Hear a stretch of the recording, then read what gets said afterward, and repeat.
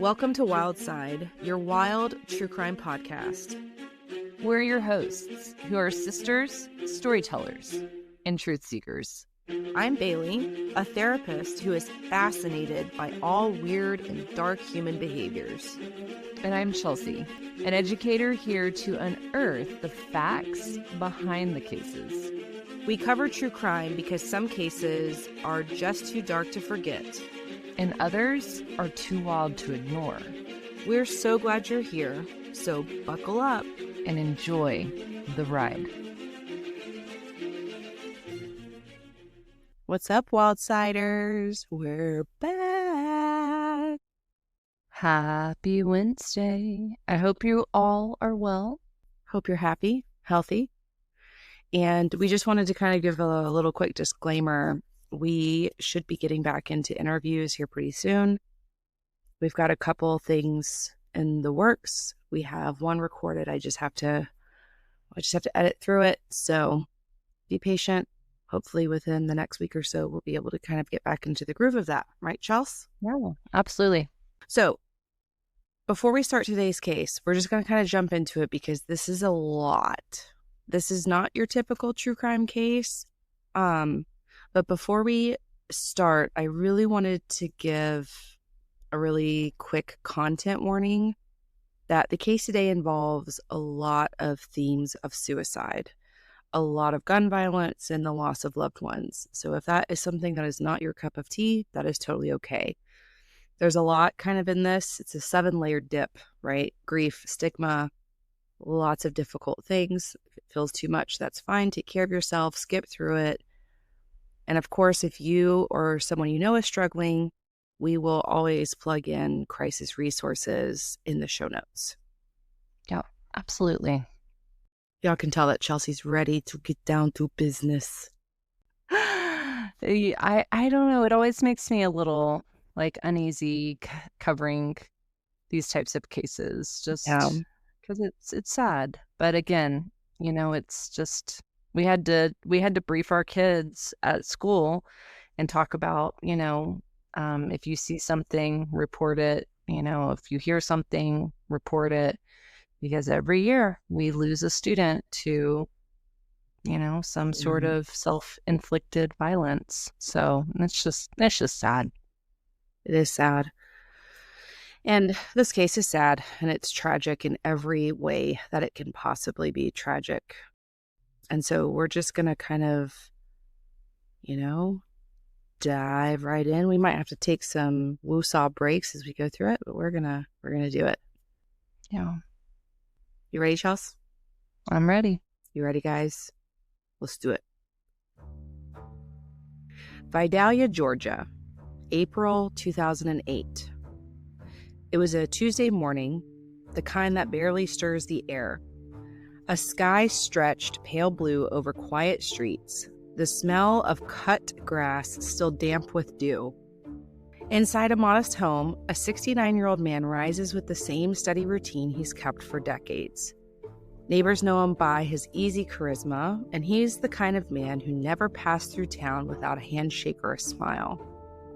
His grin was a familiar staple on the golf course, and it was earned through years of directing tournaments and building a reputation as a pillar in the community. On that particular morning, he finishes a cup of coffee, sets the cup down as if he might come back to it. Instead, he steps outside, the screen door creaking shut behind him.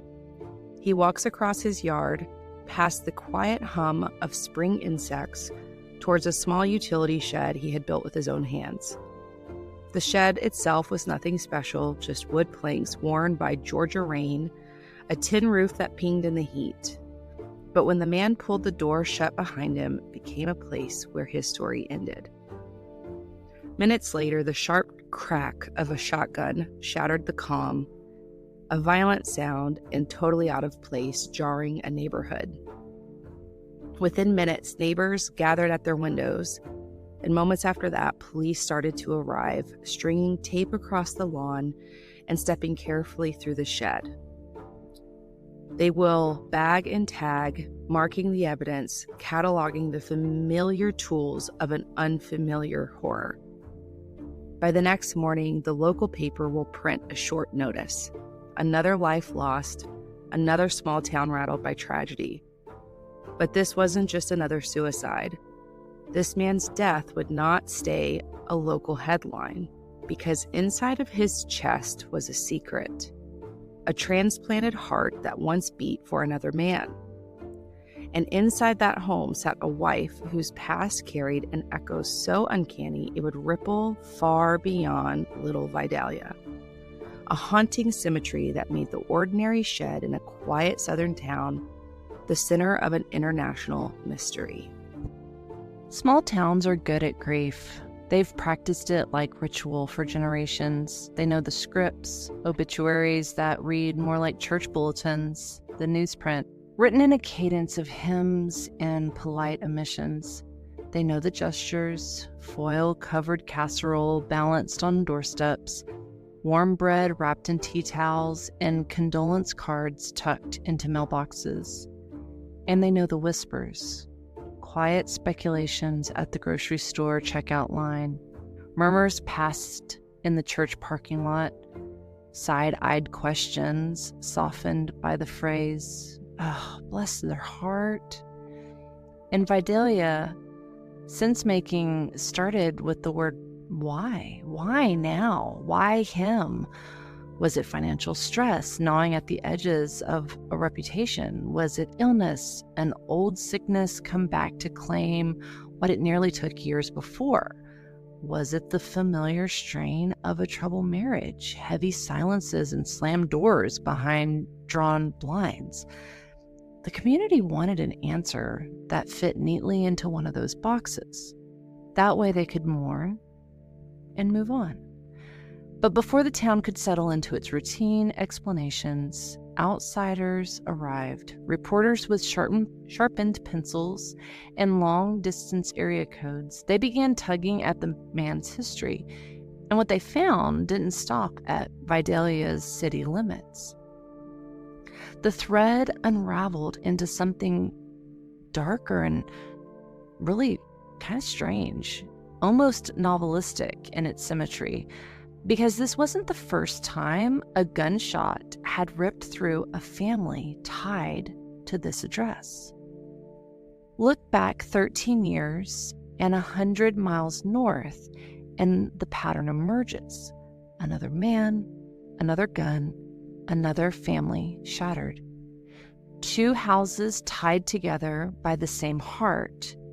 And no matter how people tried, this was a story that refused to be neatly explained.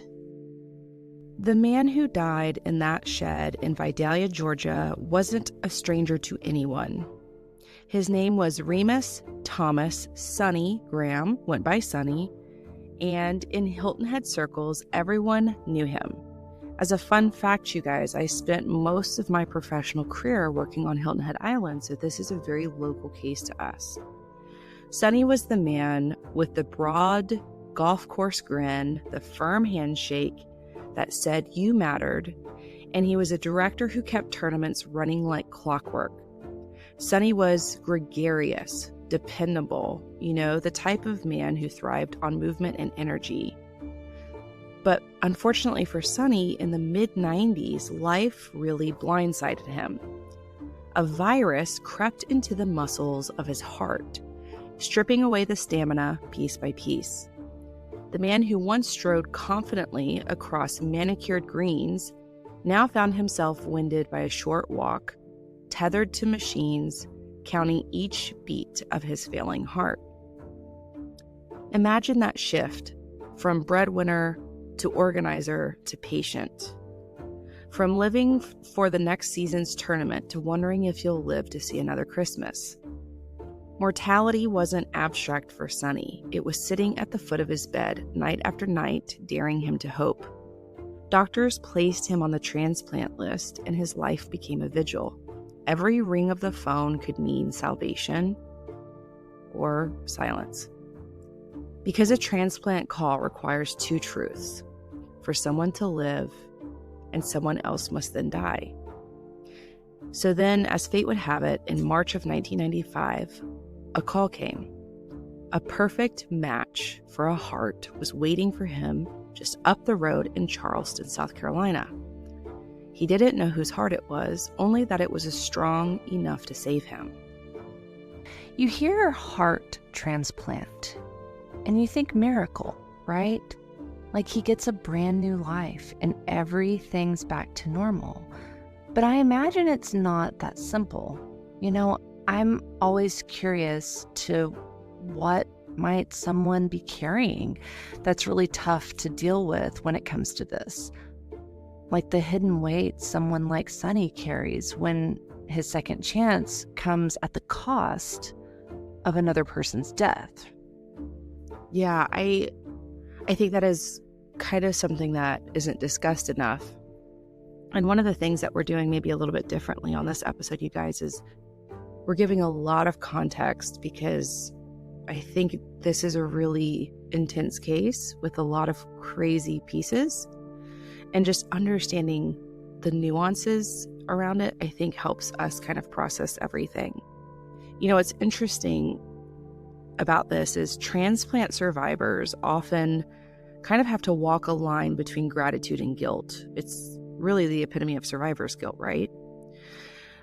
There's a lot of research that shows, you know, transplant recipients feeling really kind of unworthy. Like, why me? You know, I shouldn't be here, and it shouldn't be at the cost of somebody else. And they talk about living on borrowed time.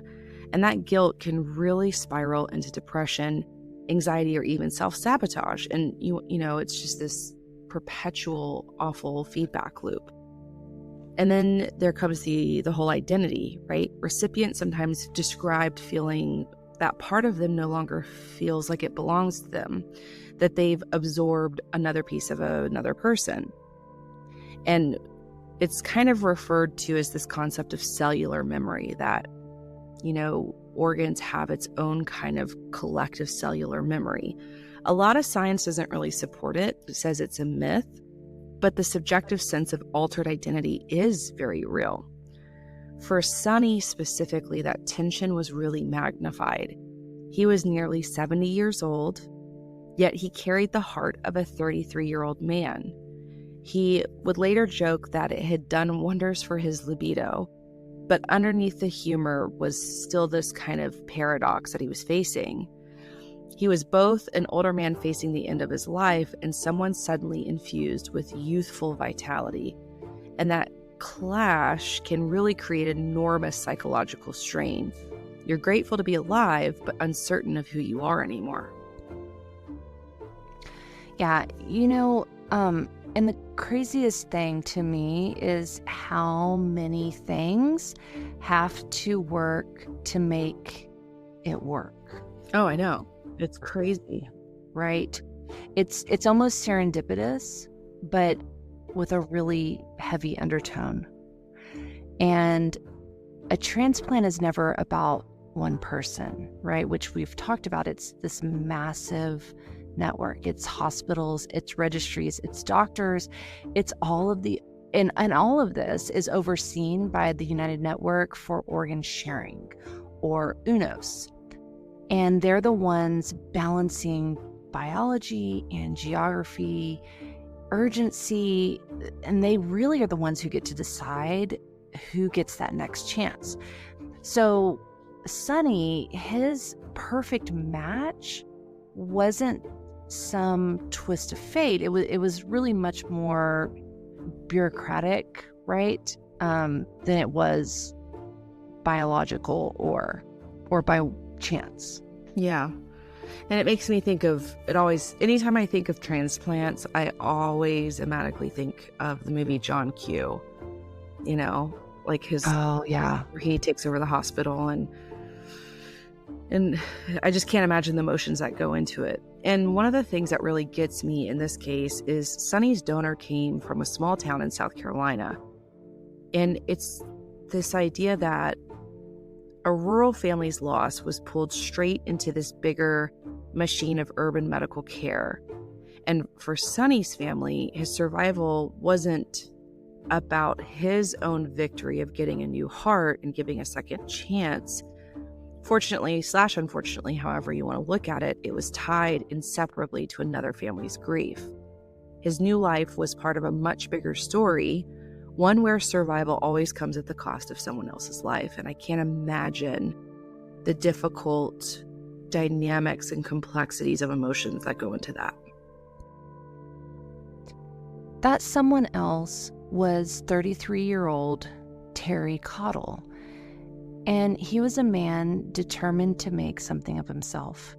Terry had worked hard to prove his worth. He earned his GED, a real estate license, and became a certified EMT. By all accounts, he was ambitious, trying to carve out stability and respect in a life that, just hadn't given him very much, right? Like, he just was not the receiver of very many shortcuts. He lived with his wife, Cheryl, a young mother of 2 sons from a previous marriage. Cheryl had already known her share of complicated beginnings, right? Her first marriage had ended in annulment when it was discovered her husband had been married to someone else. But with Terry, she had this sense of starting over, right? And Terry really was a stand-up guy. He adopted her boys, and together they added their own daughter, Jessica. The family set up life in a double-wide trailer in Monk's Corner. And it was the kind of home that was both a symbol of striving, I think, and a reminder of vulnerability, right? For them, it meant a fresh start, even if the financial ground between their feet felt unsteady. But strain bubbled under the surface. Friends would later say arguments flared over money and pride. Terry worked, but Cheryl's job sometimes paid more. And in a culture which Bailey and I really did grow up in this culture. We were really immersed in this. And it's a culture where masculinity is often equated with breadwinning. And that imbalance can really cut deep in some marriages. One evening in March of 95, the tension erupted. Cheryl told Terry she couldn't stay married to a man who earned less than she did. In anger, she threw her wedding ring over the fence, as if hurling the entire weight of their union into the night. Minutes later, Terry locked himself in the bathroom. A single gunshot cracked through the walls, the .22 pistol ending the fight forever. Now, unfortunately, Terry didn't die immediately. He lingered on life support for 4 days. The machines were keeping his body alive while Cheryl faced the unthinkable, which was explaining to their kids why their dad wasn't going to be coming home, and then having to decide what to do with the organs. She agreed to donate, setting into motion the transfer of a heart that would soon beat inside a stranger to her, but as we know, being Sonny. Yeah. I just think it's really, really sad because things come out when you're angry, right? You get frustrated at your partner not making enough, and it's all a result of your invisible expectations. And one of the things that I can speak to growing up in this community, and not only living in this literal geographical part of the United States, but also working with clients from this part of the United States, is there really is this balance of pride and money. And I think with the case of, Terry and Cheryl, it was probably just the scapegoat. Does that make sense? Yeah, it's a strange phenomena. My husband and I talk about this a bunch, right, on who sets societal norms and where they come from. And, it was interesting. There was a 1994 study that it was focused on rural sociology, and it really showed that financial strain often magnifies marital conflict, especially when the quote unquote traditional gender roles are at play. And I do think that that is regional, right? There are areas that genders really do have more specific roles. And the South is one of those. And so in many Southern communities, masculinity is it's strongly tied to being the provider. So when Cheryl earned more, it wasn't just a paycheck, right? It was a threat to Terry's sense of self, right? His identity, and a lot of times even his reputation. Because I'm sure most communities gossip, but I think there's a reason why people think of the South and they think of kind of nosy Nancy's. Her frustrated remarks and that symbolic act of throwing the ring weren't simply, they weren't about money. They exposed how fragile identity can feel under economic pressure. And again, we talk about this just because we can't really ignore the geography, right? So you have to think this double wide trailer they'd moved into, it wasn't unusual in the Monk's Corner, but sociologists see manufactured housing as a marker of precarity. Families trying to climb, but constantly aware of how easy it is to fall, right? There's quite a stigma still attached to that.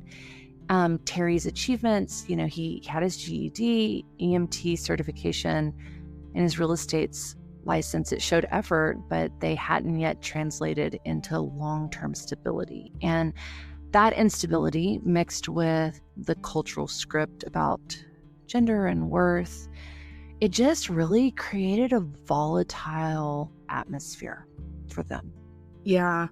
And I was going to say that atmosphere is where impulsivity and hopelessness can really create this weird and dangerous intersection.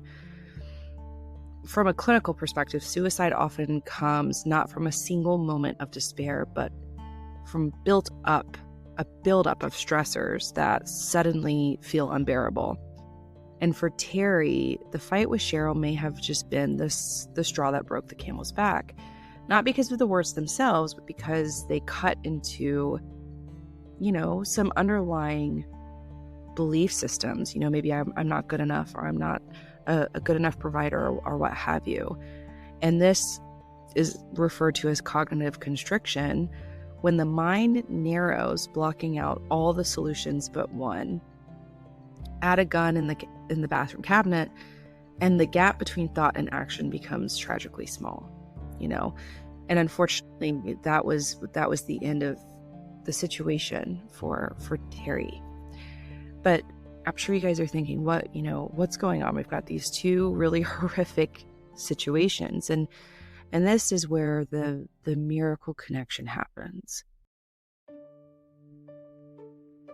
After his recovery, Sonny began writing letters to his donor's family. For many recipients, gratitude has to find an outlet, and for Sonny, it poured onto paper.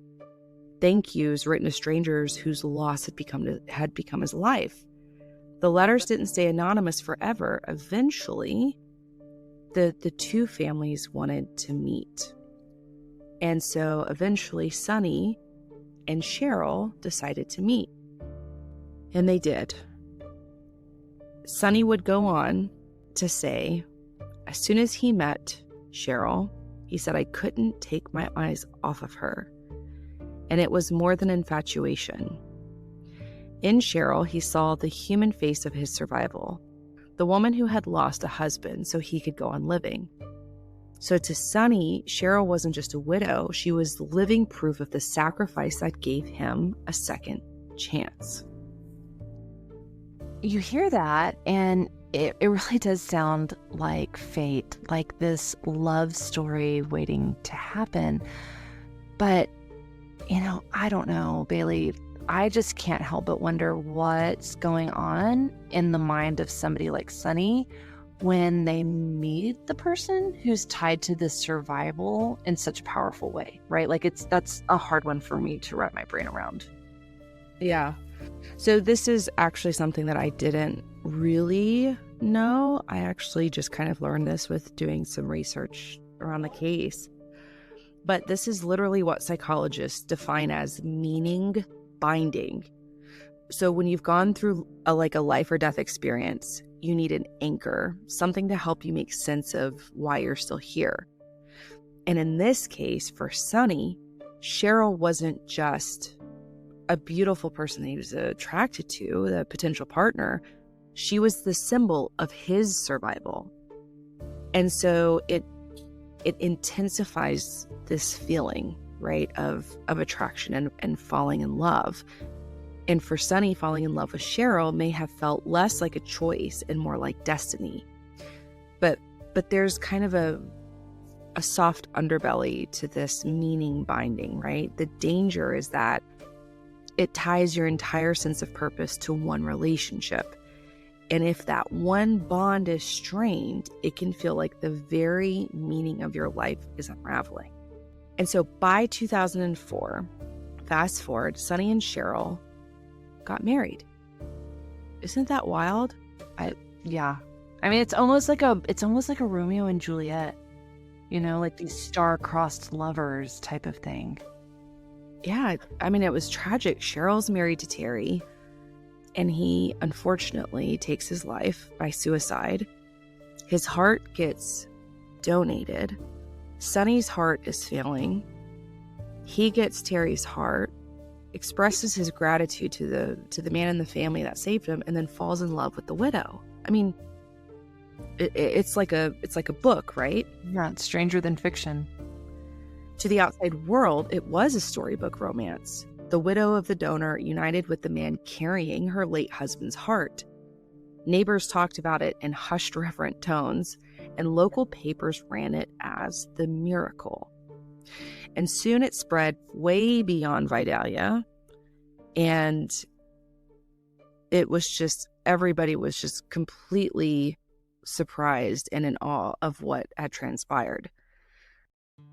Again, here's the thing. When a couple gets cast as a miracle, that's just not a sweet headline. There's a lot more that goes into it, and I can't really imagine the weight that Sonny must have been carrying. Somebody died for him, and then now he's married to the man's wife, and it's a miracle. That's a lot. That's a lot of pressure that almost is as great as, folklore. You know what I mean? Yeah. And it kind of almost, in my perspective, it almost dehumanizes people when they become almost a symbol, right? They no longer are Cheryl and Sonny. They're now the quote unquote, right? And enter in whatever you want in those quotes. The quote unquote miracle couple, the quote unquote serendipitous star-crossed lovers, whatever it is. And it turns this private relationship that they had sought out into this public, almost like a myth, right? And people talk about it, and things are added and taken away. And it's interesting. Sociologists have actually studied this, and they've written about how communities create what is called this collective representation. And it's these shared stories that make sense of chaos, right? And in my opinion, again, it's kind of like where folklores or tall tales, I think, come from. I really think that's kind of the science behind it. And for Vidalia, again, Sonny and Cheryl, they weren't just two people. They were this proof that love and destiny could bloom from tragedy. But that kind of myth making, I mean, it really does have a cost, right? And research on, again, this, so another word in here, it's called a hero narrative.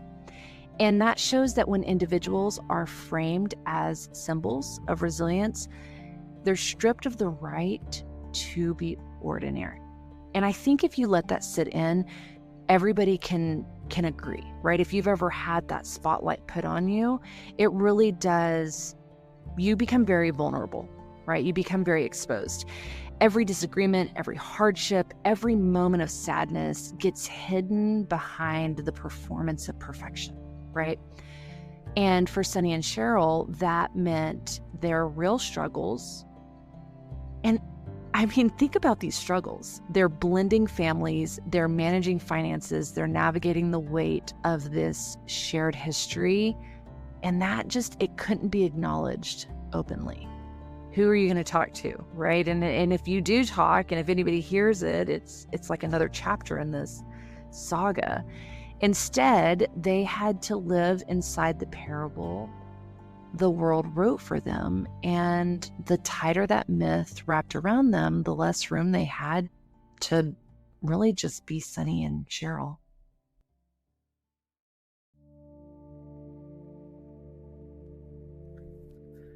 Now, fast forward 4 years. Sonny is 69, a still totally known figure in his community, and still joking about having a 33-year-old's heart and that it hadn't hurt his libido, right? But behind this smile, something cracked. On April 1st, 2008, he walked into the shed and pulled the trigger of a 12-gauge shotgun, ending his life. For investigators, the horror doubled when they realized who it was and whose heart he carried. 13 years earlier, almost to the day, the heart inside of him had belonged to another man who also died by suicide, also by a gunshot.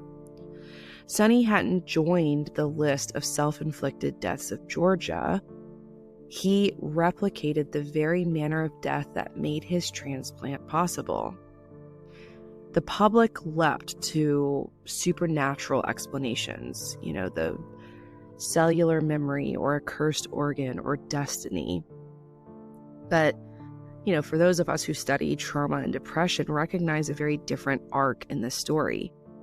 Survivor's guilt, identity collapse, relationship strains, and the unbearable weight of being a miracle man who could no longer, carry the role. I think there are things that can be explained through scientific evidence and evidence-based research.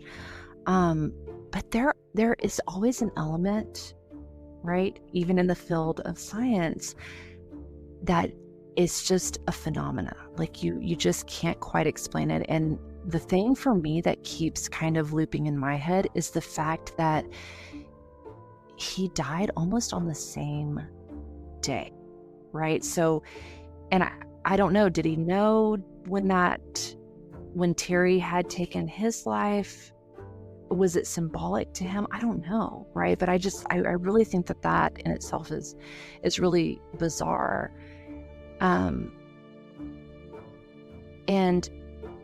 again, so when I was looking into this, I came across this term, and it's called anniversary reactions, right? And studies in psychiatry note that anniversaries of trauma often reawaken unresolved grief, depression, or suicidal ideations, even years later, right? And it's weird because it's kind of unpredictable on how you're going to process that anniversary. And I've seen that. We've seen it in our intimate circles. We've had death in families. And again, sometimes it's a sense of a celebration of life. And sometimes it's just really not. And another weird fact is that Sonny's suicide occurred on April Fool's Day. And that date is already associated with irony and, fatal consequences, if you will. And that may have intensified his sense of symbolic closure, right? And for individuals already struggling with identity, kind of with an identity burden, if you will, it's not so much a crisis, but this burden that was there because of the transplant and depression, anniversaries just, I think, became a trigger. And a lot of times despair really peaks at those times. Yeah. And I also think an unconscious piece. And one of the things that really started to bubble up when this story emerged was the parallels that we've talked about. And it really started to make the community pretty superstitious they started to look at, all the things that we were talking about, but a lot of attention also started to go to, both men used a firearm, but that having access to a firearm is one of the strongest predictors of suicide completion, actually, according to sociological data. And if you grow up in the South, just about every household has at least one. You know what I mean? Yeah, it really is a staple, right? I mean, I know, like I said, I know it is for us. Pretty much anybody that I know down here, it's what we do. I mean, literally, my son was talking about, he's so excited that dove season is kicking off here pretty quick. I think it's like November 1st or something like that. And the fact that he's already like, oh, I can't wait, and get the guns out and get them cleaned and get them ready. So again, it's just a huge part of our culture. And, I think what is less known, right, about our culture, or maybe it is known and people just, again, don't really look at it the way that they should, is just the stigma in masculinity, right? And I remember seeing a meme one time. My husband showed me a meme, and it was talking about how all these women were like, no wonder we feel so bad. We were raised looking at Barbie and thinking that that's what we were supposed to look like, right? And Lucas, in this meme, it was a picture of He-Man. And the guys were like, oh yeah, well, this is what we were told we were going to look like. And I think we don't think about that, right? Like, there's a standard that is set for men as well. And it really does, I think it focuses, and the axis of it is the masculinity.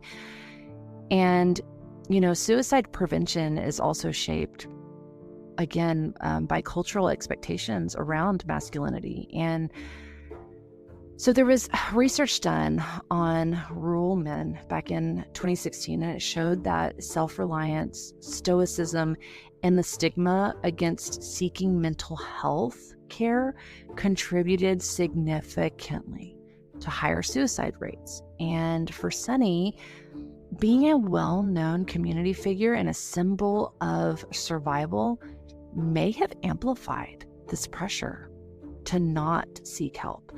So admitting despair would not only undermine his personal image, but also the myth he embodied, right?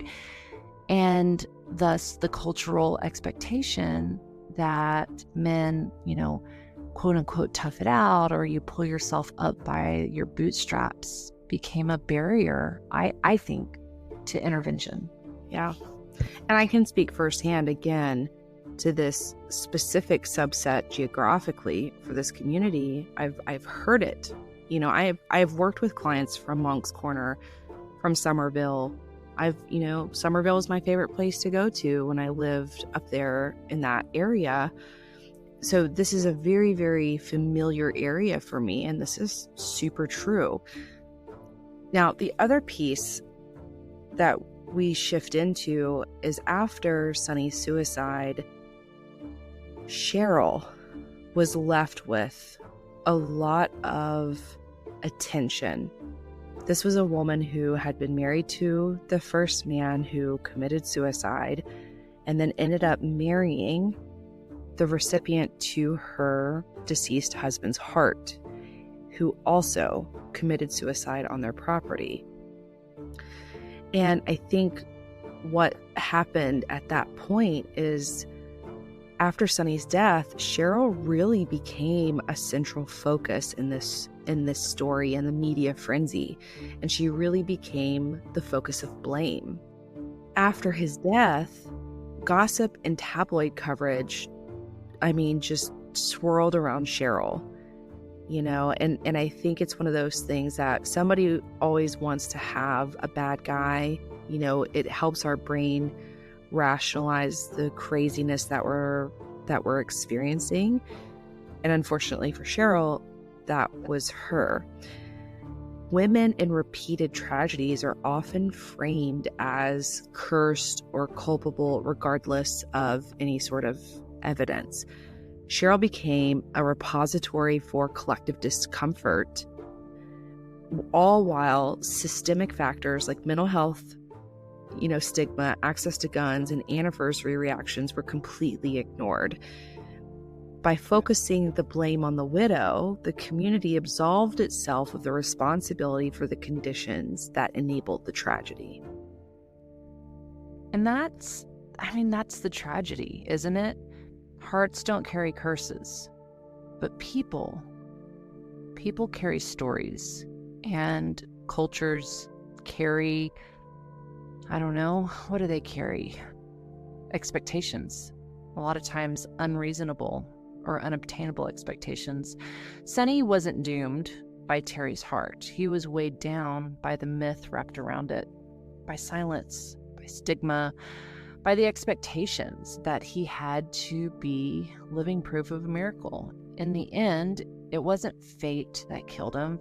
It was the unbearable pressure of being human in a world that wanted his life to be a legend. And that's exactly where the story turns from an eerie coincidence to something deeper. Because clinically, there's no evidence that organs carry personality or despair. Hearts don't transplant suicide, but what it does transmit is a narrative. I think what makes this story unforgettable, again, it's not just the eerie symmetry, right? And that is undeniable. There were some really eerie parallels. 2 men, 1 heart, 1 widow, this weird cyclical relationship. It's what it says about all of us, right? It's what, I don't know, it's how communities cling to myth when coincidences feel unbearable. How grief gets reshaped into, I would say folklore, right? How women like Cheryl become scapegoats when tragedy stacks up, and how small towns with plenty of guns but little mental health care keep repeating the same losses. I think it's easier to call it fate than to face the truth. That silence and stigma and pressure break people long before destiny ever does. Yeah. And unfortunately from this story, what goes on to get passed down is the narrative, right? And this narrative is heavy enough to crush anybody. Imagine believing you were saved for a reason, that your survival itself is proof of destiny. At that point, every crack in that life starts to feel catastrophic, like you're betraying the miracle. It was not a curse that killed Sonny. It was the unbearable weight of living inside a story the world kept writing for him. The headline will always read like folklore. 2 men, 2 suicides, 1 heart, 1 wife. But the real story is about fragility, love, and the danger of turning people into symbols when what they needed most really was just compassion and maybe a little bit of privacy. And that's honestly the weight that no heart could carry. And that, our dear listeners, is the really tragic, wild, and bizarre case of Sonny Graham and Terry Cottle. 2 hearts, or 1 heart and 2 men, and 1 wife. It's wild. It really is. But I think, past all of the wild coincidences, I really think it does give us a glimpse into, again, how are we interacting? How are we interacting with people? Are we treating people like people? How are we doing in the community? I don't know. I think these are good little reminders, because ever so often we find ourselves in that, either on the giving or the receiving end of pressure. Yeah. I mean, it's just awful. When I came across this story or this case, it was a story, obviously, it was tabloid fever. I sent it to Chelsea and I was like, I don't think that this is real. This is probably like a TikTok thing. And she kind of did a deep dive and she's like, nope, this happened. This is super real. And, one of the things that I didn't include a whole lot in the beginning, because I didn't really want to focus too much on that, but at the time of the transplant, Sonny was actually married to his second wife, Elaine. And then in 2000, he began corresponding with Cheryl. And then the relationship grew, and he eventually left Elaine, his second wife, for Cheryl. Yeah. And then Cheryl and Sonny married in 2004. And, that I think it's very important to the surrounding details of the story. But at the same time, I also wanted to be careful not to contribute to propagating this kind of blame game on Cheryl. Right. You know what I mean? Because I think she's had enough grief for what she's been through. Yeah. And then, of course, the family. I mean, the families, Chelsea, the families of both Sonny and Terry it's just so sad. It's just so sad. And my heart really goes out. And if you guys are struggling with any sort of morbid thoughts or suicidal ideation or any of that stuff, just reach out. We'll put some of those links in the show notes for you guys, and just know that you're never alone, and there's always somebody there willing to walk that battle with you. Absolutely. You should, they say, if you shed some light on some of that darkness, it's proven that it can get better, right? And that's a lot of times all it needs is just a little bit of exposure, right? To expose it. Call it out, call it what it is. So, guys, be kind, do good, and I guess keep it wild. Yeah. Thanks, guys, for hanging out with us on this wild and crazy ride. And we'll catch you on the wild side. Bye, guys. Later, Gators.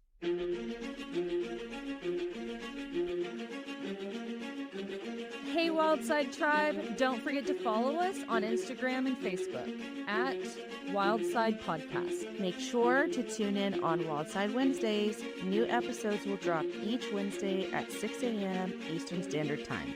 We would love to hear from you, so if you have a wild case recommendation, email us at wildsidepodcast@gmail.com. That's wildside with a C. Or share your thoughts in the comments below. As always, if you haven't heard it today, you're loved, you're worthy, and you're valuable. And we'll catch you on the flip side.